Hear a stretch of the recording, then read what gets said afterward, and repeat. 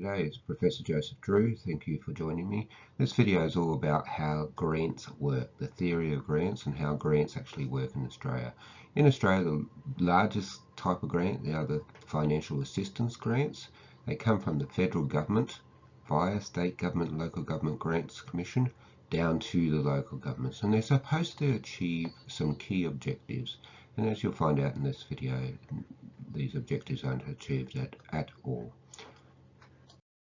So there's a little bit of theory you need to know to understand how grants should work, and this comes from the economics literature. So there's two things that characterize decentralized systems of government. First of all is vertical fiscal imbalance. What you typically find is that the federal unit of government takes in the bulk of the taxation, and the decentralized governments have very little taxation powers and have a very limited base on which to tax. Now, the reason for this is that if you allow decentralized governments to levy all the taxes, particularly progressive taxes like PAYE, wages tax, they'd end up competing amongst one another, and it'd be a race down to the very bottom, and everyone would be worse off as a result of this destructive tax competition. And indeed, that's more or less what's happened on an international stage with corporate taxes. Different companies have been competing on tax rates to attract corporations, and there's a lot of multinational corporations that are paying very, very little tax because they've taken advantage of that destructive tax competition. If we don't want that to happen within our country, we need to make sure that most of the taxing powers are at the national level, but then that national government, with this surplus revenue they generate, allocate some of that revenue back via intergovernmental grants to ensure that the decentralized units of government have sufficient money to do what they need to do. Now, the second issue is this issue of horizontal fiscal inequity. As it turns out in just about every nation, there's richer and poorer local governments. It's dependent on initial patterns of immigration, immigration since that time, patterns of industrialization, where resources are. Places on the seaside are often quite affluent because people want to live there. Places with lots of gold deposits would be quite affluent because there's mining work to be done there. Places with good agricultural land can be more affluent because you can make more money. So it's almost certain that you're going to have differing levels of richness and poorness in a nation.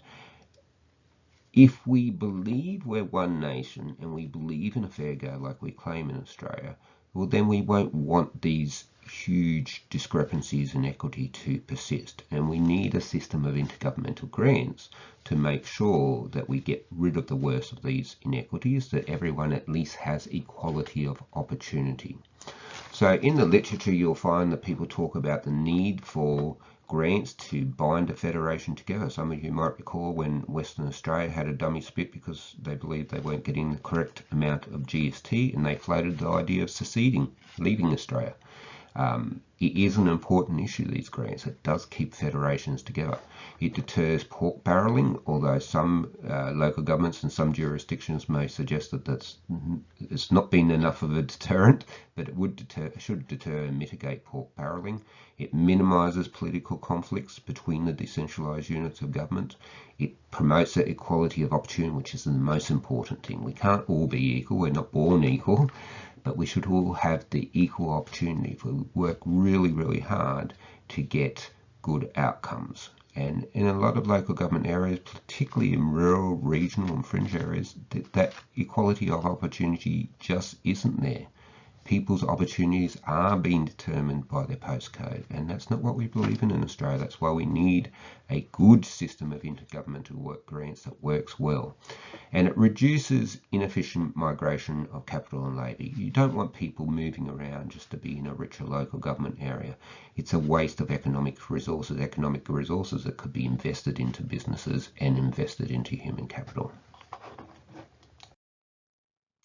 Now, it's interesting, in Australia, the local government grants are covered by the Local Government Financial Assistance Act. It's a piece of Commonwealth legislation, and it defines HFE, horizontal fiscal equalisation, which is to get rid of that horizontal fiscal imbalance.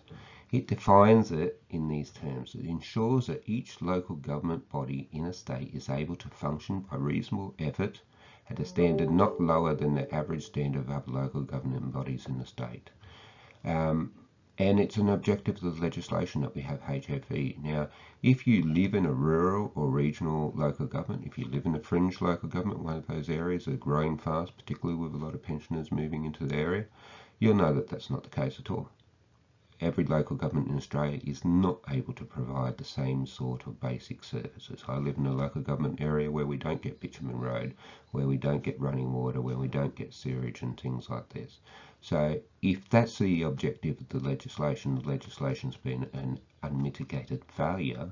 But as I'll show you shortly, there are some problems in the legislation, but most of the problems is in how the money's been allocated by these state local government grants commissions.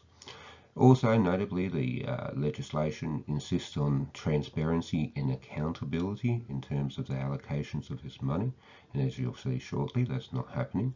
It also insists on consistency, and once again, that's not happening.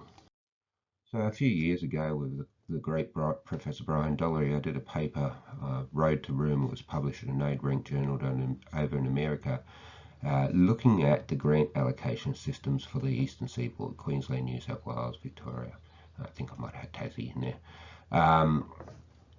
And what I show conclusively is that every state local government grants commission was using completely different formulas, allocating the money in completely different ways. And as a result, it was chaotic and it was indefensible. It wasn't done in an empirically robust way. What most of these state local government grants commissions are doing is guess and giggle. They take a guess at the cost to provide services for particular types of demographic, and they multiply it through by how many people of that demographic you might have in your local government area. It's completely chaotic.